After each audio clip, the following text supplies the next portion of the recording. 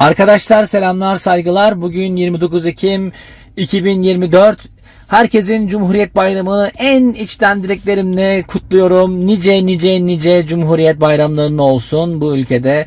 Arkadaşlar bugün 29 Ekim'de ben Ankara'dan Antalya'ya, Afyon üzerinden, Burdur üzerinden ve Antalya'ya ulaşmayı planlıyorum.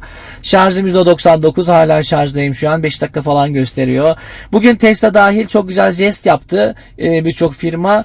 Kimi ücretsiz yaptı, kimisi 0.05 gibi böyle indirim şeyleri ayırdı. Kimisi %29 indirim yaptı, ayak yaptı. Olsun ama herkes şu an bir tepkisini gösterdi. Gerçekten onlara da çok saygılar, sevgiler. Ben de şimdi aracımı şarj ediyorum. Ankara Tesla biraz kalabalık olduğundan dolayı başka bir istasyon tercih etmek zorunda kaldım. Çünkü Tesla pek iç açıcı şeyler söylemedi. Çok yoğun arkadaşlar, boşuna gelme buraya gaz kesme dedi. Biz de boş yere gaz kesmedik açıkçası. Hemen evimin yakınlarında olan bir yerde şu an aracımı şarj etmek üzereyim. Biraz sonra yola çıkacağız. Afyon'da şarj etmeyi planlıyorum. Afyon'dan buradan tekrar bağlanırız. Tabi aralarda da ben videolar çekmeye çalışacağım. Yine bakarız böyle trim sesi ne oluyor, yol tutuşu nasıl, Turtle kardeşimizin. Böyle bir bakalım nasıl bir yolculuk geçireceğiz. Herkese saygılar, sevgiler. Tekrardan Cumhuriyet Bayramımız kutlu olsun. Arkadaşlar yolda görüşürüz. Sevgiler. Arkadaşlar şimdi otopilotta görüldüğünüz gibi Antalya'ya gidiyoruz bu arada. Yoldan böyle bir görüntü çekeyim dedim. Şöyle bir durum var. Şimdi biraz sonra elini direksiyona koyar mısın lütfen dedi. Bakın görüyorsunuz. İnatla yapmadığım zaman kızıyor. Bakın bazı videolar var böyle elinizi şuralarda gezdirirseniz falan oluyordu. Hayır, ikisini beraber yapınca alıyor. Bakın tutmadım, kıpırdatmadım. Herhangi bir şekilde güç de vermedim. Ama elimi şöyle tuttuğum zaman yani dokunmasam bile şöyle tuttuğum zaman hiçbir şekilde kızmıyor arkadaş. Yani elinizi şöyle koyup şöyle devam ederseniz arkadaş hiçbir şekilde bize tafra atmıyor. Arkadaşım lütfen elini direksiyona koyar mısın demiyor. Yani böyle tafrasız bir yolculuk istiyorsanız böyle bir şey yapabilirsiniz. İnternette bir arkadaş şey koymuş. Sabunluğu alırız abi diyor. Şöyle koyarız diyor. O kendi dursun diyor. Ben kendi elimi çekeyim falan. Bir arkadaş da ciddi alıp aman abi sakın öyle bir şey yapma falan demiş. Hani şu kemer tokasına benziyor. Onu anlamış değilim zaten. İlginç bir şey. İnsanlar sağlığına bence riske atmamalı. Neyse yine bir sosyal mesaj verdikten sonra arkadaşlar gördüğünüz gibi bakın şu kadar geldi. Elimi çektim. Bakın ya böyle elimle oynattığım zaman buradan o şey gidiyor veyahut dediğim gibi tek elle olmanı kabul etmiyor arkadaşlar. O sabunluktan alacak arkadaşlar 2 tane almalı. Çok mantıksız. Şimdi bekliyorum ikaz gelsin diye arkadaşlar. Biraz sonra zaten lütfen elini direksiyona alın. Bak şimdi kendisini içeri attı. Bu arada yandaki kamyondan dolayı biraz daha uzaklaştı onlar. Şimdi tekrar ortaladı. Bak şimdi geldi. Bakın bir tane elimi koyuyorum. Olmuyor. Bunu koyuyorum. Olmuyor. Böyle tutuyorum. Olmuyor. Böyle tutuyorum. Olmuyor.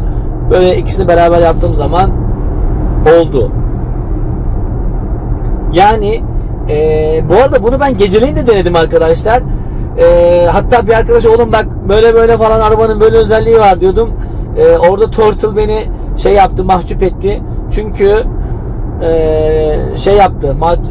Yapmadı yani. Bu ne yapıyor bilmiyorum. İç kameradan mı algılıyor? Nereden alıyor? Böyle şurada bir şey mi var? Geceleyin yapmadı. Bir daha denedim, bir daha yapmadı ama gördüğünüz gibi şu an hava aydınlık, arabanın içi aydınlık. Şu an herhangi bir sıkıntı yaratmadı arkadaşlar. Ama şeyde ne onun adı? Geceleyin yapmadı yani. Bakın şu an tek elle gidiyorum. Hızlı bir şekilde yaparsam artık şöyle ikisini aynı anda. Herhalde şu iki tarafın şey yapıyor. Şimdi bir daha deneyim. Bu sefer şöyle bir şey deneyeceğim. Bakalım ne diyecek. Yeni bir şey. Nasıl zorluyoruz ama. Saçma ama merak ettim ya. Acaba gerçekten şey nedir? Algoritması nedir onu merak ettim. Tekrar evet geldi. Olmadı. Şöyle ikisini beraber yaptım. Yine olmadı. Yine yaptım. Olmadı. Biz güzel. Aha. Evet kızdı. Artık dedi bir tane strike out verdi bize. Sen dedi garip hareketler yapıyorsun. Sana bu yolculukta yine otopilot yok dedi. Arkadaşlar artist ne fazla artist yapmayacağız. Ama özetle şu var, elimizi şurada koyduğumuz zaman arkadaşlar şey olmuyor. Evet. Elimizi böyle koyduğumuz zaman arkadaşlar strikeout olmuyor. Bilgi. İlginç. Bu arada şimdi onu gitti attı o. Şuradan otopilottan, evet kesin.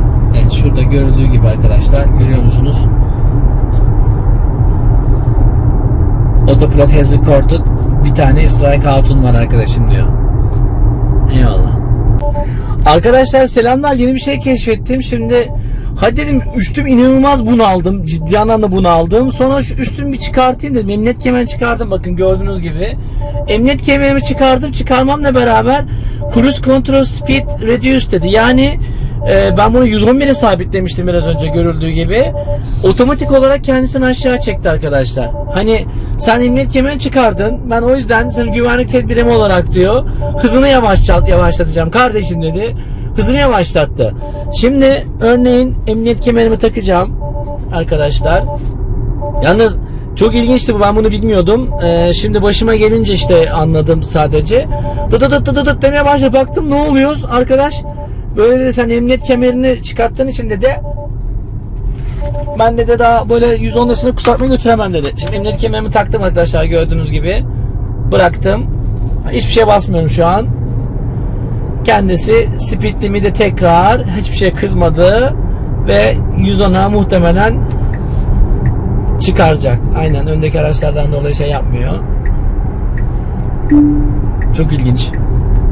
Aferin yani. Bak, bu özelliği hoşuma gitti gerçekten. Yani şöyle bir şey var. Emniyet kemerinizi çıkarttığınız zaman, hadi hasbelkader özellikle şoför bir şey çıktı diyelim, eliniz çarptı ve sabit hızla gidiyorsunuz, hemen hızınızı düşürüyor. Vallahi takdir ettim arkadaşı. Hemen bu anı da çekmek istedim. Ben de bunu daha şu an yeni keşfettim bu arada arkadaşlar. Tekrar böyle şeyler keşfedersem tabii ki paylaşacağım. Zaten video çekmemdeki amaç o. Bu arada arabanın sesini dinlemeniz için şöyle bir trim sesi falan filan bir susayım ben. Bir dinleyelim. Biraz da ben de şöyle biraz 120'ye falan çıkayım en azından.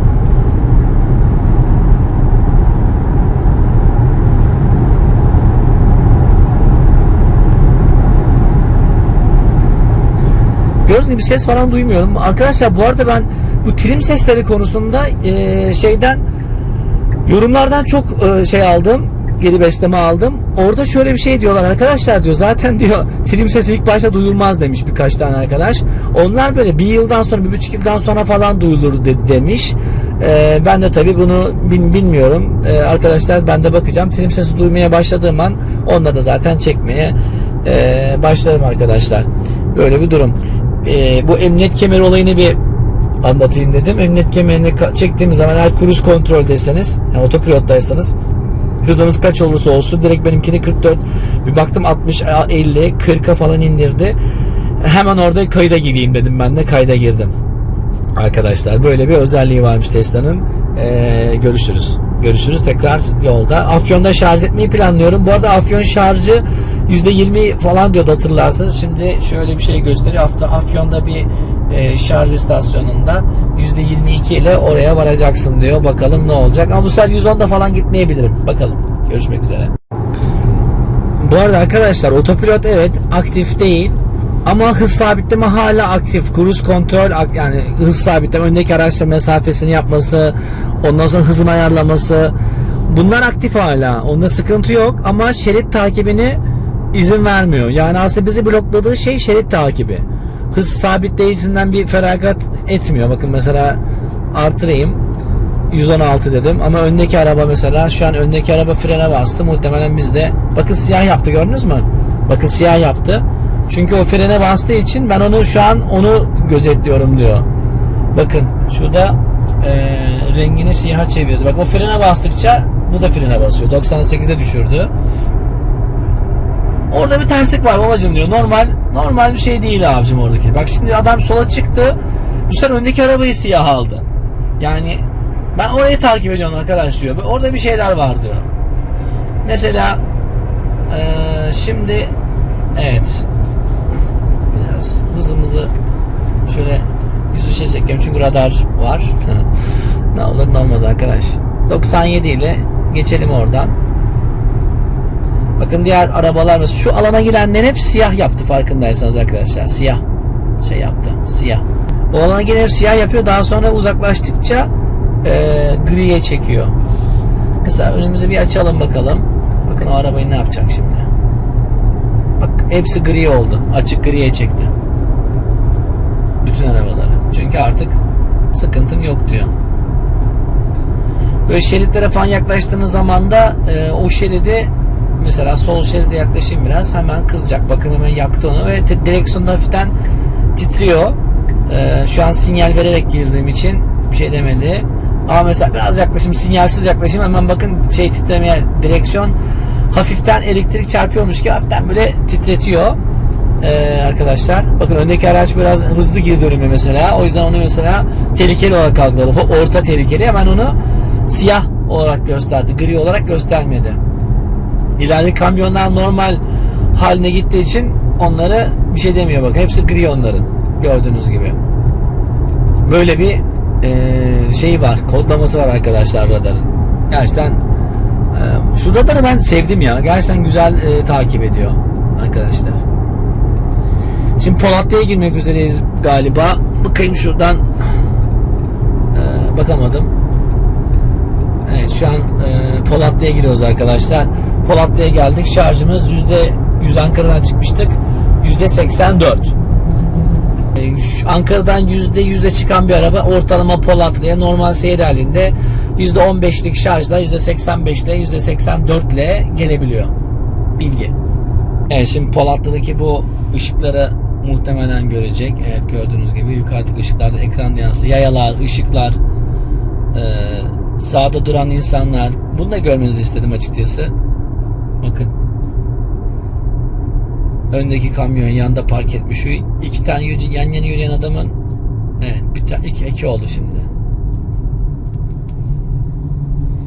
Evet arkadaşlar şu an sağımdan bir tane tır geldi, evet onu da gösterdi. Ya bu arkandan gelenleri de göstermesi de gerçekten hoş yani. Sinyallerine kadar gösteriyor, adam sinyal yakıyor falan diye. Uzun yolculukta insana bir nebze kendini yani yardımcı oluyor. Tabii ki şey yapmıyor, her şeyi bloklamıyor falan ama ciddi anlamda yardımcı oluyor. Daha ne olsun diyecek bir mod yani. Şöyle bir yavaş yavaş yanlarından geçelim. Arkadaşlar. Şarjım şu an %84. Açıkçası hani riske sevmeyen arkadaşlar için falan hadi Polat'ta bir tane daha şarj edeyim falan. Yok ben ölçmek istiyorum. Antalya'ya gitmeden evvel şu Afyon'u, şu an Afyon'a girdim. Afyon Uşak yolu yazıyor işte. Orada bir şarj istasyonu var. Süper şarjör yok tabi orada henüz.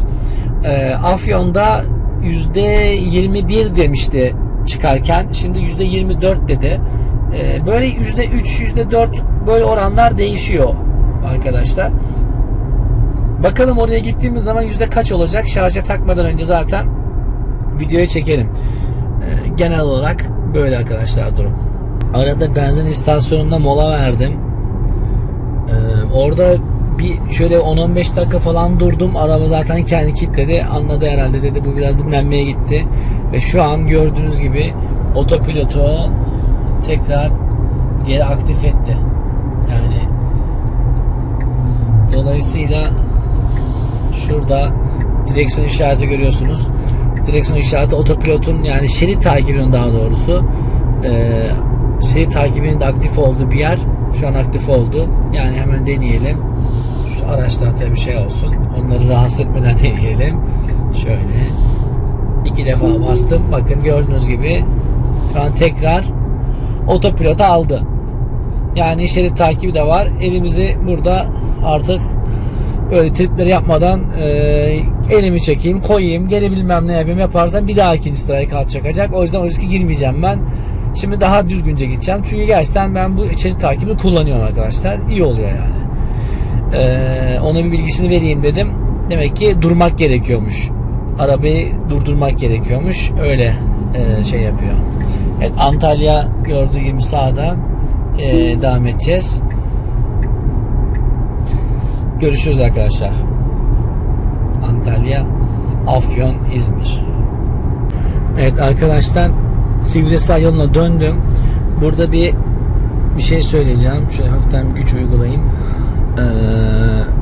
Koltukları soruyor birkaç tane arkadaş. Koltuklarda uzun yolculuklarda şey oluyor mu diye, terletiyor mu diye bu deri koltukları.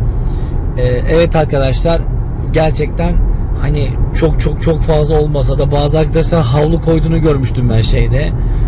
Nedir onun adı?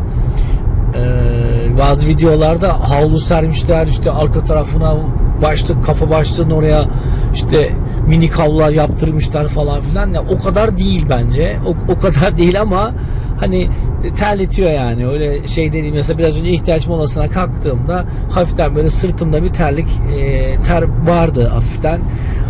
Kumaş koltuğa göre tabii ki oluyor bu. Bu benim diğer aracımda da o da deri koltuklu. Onda da oluyor böyle. Oluyor. Hala oluyor. Ama bunda da oluyor da o kadar fazla değil ama oluyor. Olmuyor diyemem. Öyle arkadaşlar. Koltuk durumu da böyle. Koltuklarda şey var. Hafiften terletme var. Yani öyle. Ama kocaman böyle havlular sermeye, ne bileyim içeriden bilmem ne soğutmalar falan filan, o kadarına gerek yok diye düşünüyorum. Evet arkadaşlar, burada bir bilgi daha paylaşacağım. Bunu da yeni keşfettim. Örnek 110'la gidiyoruz şehirler arasında normal hız sınırı biliyorsunuz 110. İşte böyle otopilota aldığım zaman otopilotta 110'da giderken bakın kendisi kardeşlerin gittiği nokta 50 ile gitmen gerekiyor diyor ve 50'ye çekiyor. Şu an ben bir şey yapmadım. O kendisi 50'ye çekti. Normalde 110'a sabitlemiştim ben bunu. Mesela burada giderken otopilota veriyorsan eğer bunu, bu da diyor ki kardeş bu yolda hız sınırı 50 olduğundan dolayı kusura bakma, eğer bütün kontrolü bana veriyorsan ben hız sınırlarına uyarım kardeşim diyor. Yani hiç kusura bakma diyor. Biraz önce hani kızmamıştı. Farkındaysanız şu ana kadar böyle bir şey yapmamıştı. Az evvel bir anda bir yığıldı araba. Ne oluyor diye etrafa falan baktım. Sonra hız sınırının 50'ye düştüğünü fark ettim. O da otomatik, bakın tekrar şimdi 110 oldu hız sınırı. Artık ben manuel olarak kendim onu 110'a şuradan çevirerek 110'a çekeceğim.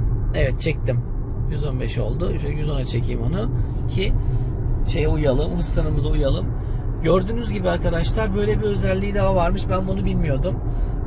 Yani normal cruise kontrolde, yani hız sınırında kendisi eyvallah kaç derse onu yapıyor. Onda bir sıkıntı yok ama böyle şeyde otopilot aldığınız zaman yolun hız sınırlarına kendisi itaat ediyor arkadaşlar. Onda bilginiz olsun. Ben bir anda afalladım çünkü ne oluyor dedim. Bir anda araba yığıldı böyle. Frene falan basıyor. Önde araba yok falan.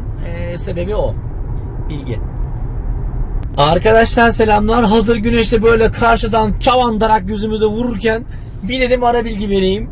Şöyle şu anki durumda arkadaşlar %32 şarjım var.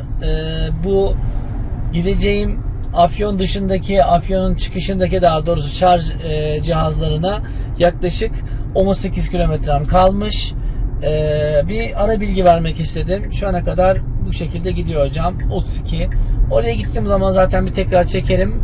Yüzde kaç şarjla Afyon'a geldim diye sinyal veriyorsun. Bak diyor gaz kesme boşuna. Böyle bu arada kör noktaları şurada şey yakıyor. Kırmızı yakıyor arkadaşlar ilgili yeri. Mesela şu mesela sağsı yeri yakayım, bir daha yansın. Bakın şimdi sağ tarafında kör nokta şey yapıyor. Bakın göz yandı. Bunun aynada falan şeyi yok arkadaşlar. Çoğu arabalarda ve en azından diğer arabada aynadaydı. Bunun kamerasından yanıyor. Durum bu arkadaşlar. Biz Antalya yönüne döneceğiz. Bakın tabela da geldi zaten. Tabii güneş o kadar güzel tak diye vuruyor ki gözümüzün ortasına böyle. Yapacak bir şey yok arkadaşlar. Bir ara bilgi vereyim dedim. Şarj öncesi.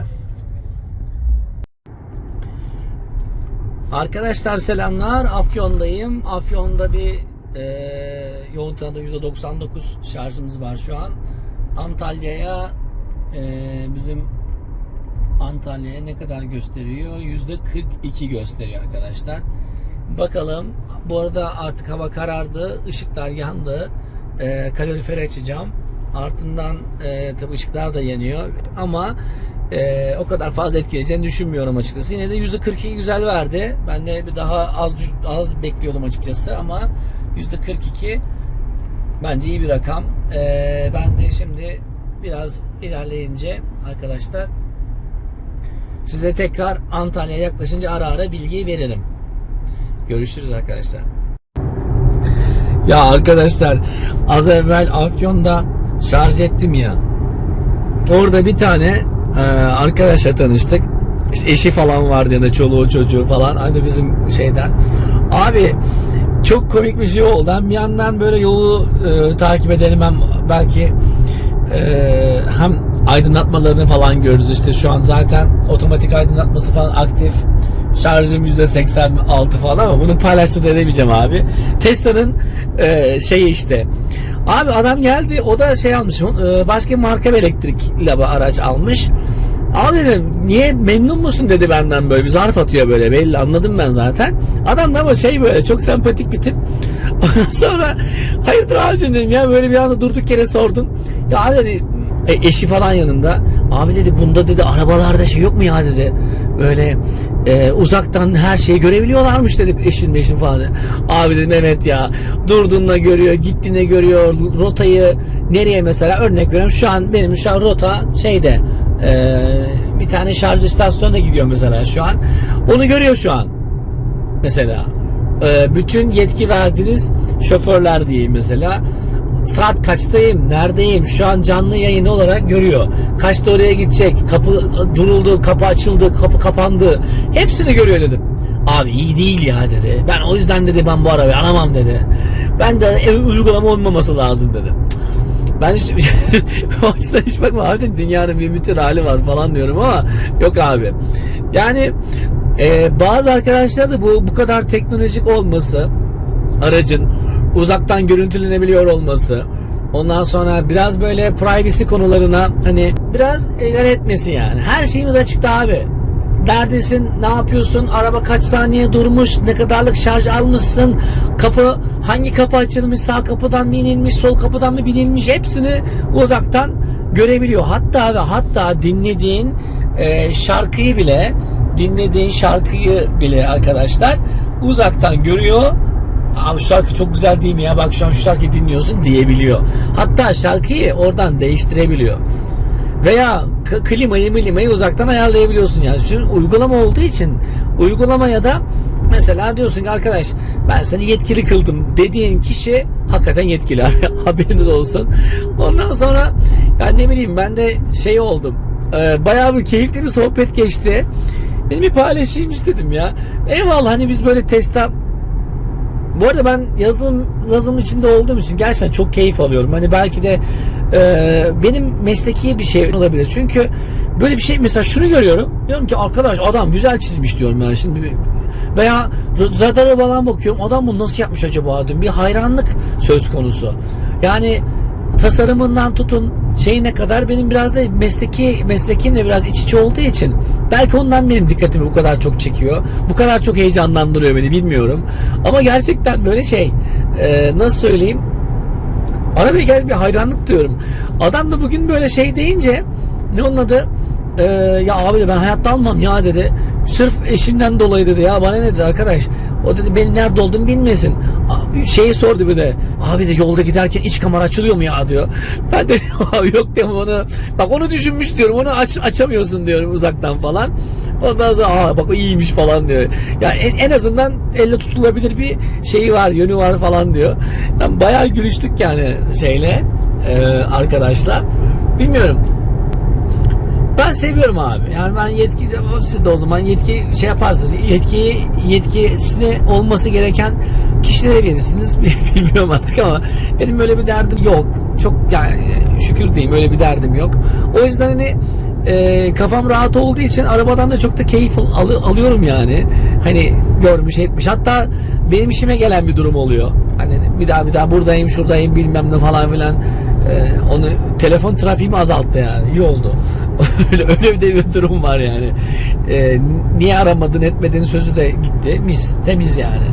Ama bir teknolojinin bu kadar bir şey yapabileceğini, özel hayata girebileceğini düşünmemiştim ve bu yüzden de mesela şey yapmış. Ne onun adı? Tesla'dan mesela sırf bu yüzden almadım abi dedi ya. Bu yüzden de ben başka şeye geçtim, öbürüne geçtim dedi. Şimdi marka söylemeyeyim, ayıp olur. İlginç yani. Hakikaten çok ilginç ama hoşuma gitti. Bir paylaşmak istedim arkadaşlar. Antalya'ya, bu arada bizim ofisle aradı arkadaşlar. Ofis Lara'nın merkezi bir yerinde. Oraya %38 şarj diyor. Şimdi artık hani uzun süre yol arabayı kullanıyorum. Herhalde o da benim kullanıcı alışkanlıklarımı muhtemelen hız sınırımı falan filan muhtemelen öğrenmiştir diye düşünüyorum Tesla kardeşimiz. Zaten rakımlar falan filan. Antalya'ya gidiş tabii bir de şunu hesaba katalım arkadaşlar. Evet böyle çok iyimser gözüküyor. %38 mesela. Bir Ankara'da %100 şarja çıktık. Afyon'da şarj ettim. Şimdi Antalya'ya %38 şarja gidebilirsin kardeşim diyor. Ama neden böyle diyor? İyimser bir tablo var. Çünkü Ankara'dan Antalya'ya iniyoruz arkadaşlar. Dolayısıyla rakım olayı var. Rakım aşağı indiği için daha rahat gidiyoruz ama dönüş böyle olmayacak. Ben bir önceki gelişimde yeteri kadar video çekmedim diye onları paylaşamadım. Şimdi daha fazla video çekiyorum bu yüzden. Mesela giderken ben 2 şarja gitmiştim ya, böyle bir Afyon'da tek şarj, daha doğrusu. Afyon'da şarj etmiştim, o zaman da %32 %33'te falan girmiştim Antalya'ya. Onda bir sıkıntı duymadım. Onda %100'e şarja çıkmamıştım bu arada. %92-91 mi o civarda bir şey şarja çıkmıştım. Ama dönüşte çok şaşırtıcı bir şey oldu arkadaşlar. Ben yine Burdur üzerinden falan geldim ama şey vardı. Ne onun adı?